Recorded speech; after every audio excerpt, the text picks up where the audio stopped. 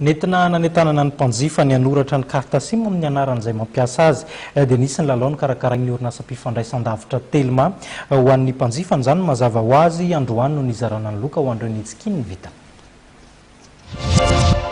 Rasoan'Orvelo Vontatamo sy Rakotoson Natacha no anisan'ireo olona misa valo tsara vita nanazo loka tamin'ny lalao fisariana izay karakarain'ny Telma hetsika izay tafiditra indrindra amin'ny fanitanana ireo mpanjifa hanoratra ny carte SIM amin'ny anarany.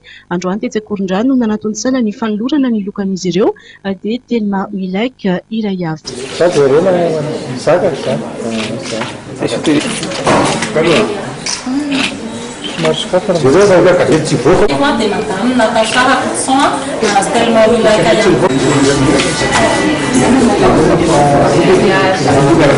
Nandritra fotoana androany ity ihany koa no nampahafantarana ilay fiara Baik A115 izay loka voalohany sy amin'ny lalao tombola Telma fipetra fandraisana anjara amin'ny fisariana goavana izay ho tontsaina amin'ny volana Desambra ho avy izao ny fanomezana anarana ny puce.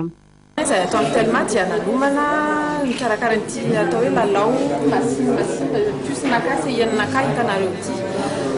Ny tanjon'izy io dia tsotra be amin'ny rehefa mividy numéro na carte SIM anankiray zany olona anankiray dia mitondra ny CIN izy dia amin'izay fony izay no ahafahanay mi-enregistrer anazy mampiasana numéro Telma anankiray dia le olona enregistré ny anaty base de données anay dia mandray anjara metrany amin'ilay fisariana lehibe azahoana telefona anankivalo isaky ny tapam-bolana dia loka lehibe izay misariana amin'ny farantaona ho avy izao ilay fiara Baik A113 zay voaseho antsika izy rehefa ireo olona izay mividy puce talohan'ny volana marsa 2024 dia voasarika soa aman-tsara rehefa identifie tsara izy hoe manana voamarina amin'ny kara-panondro ny laharany dia mandray anjara metrany amin'ny fisariana. Finday manodidina ny 80 efa natolotra ireo mpanjifa izay voasoratra anarana ara-dalàna.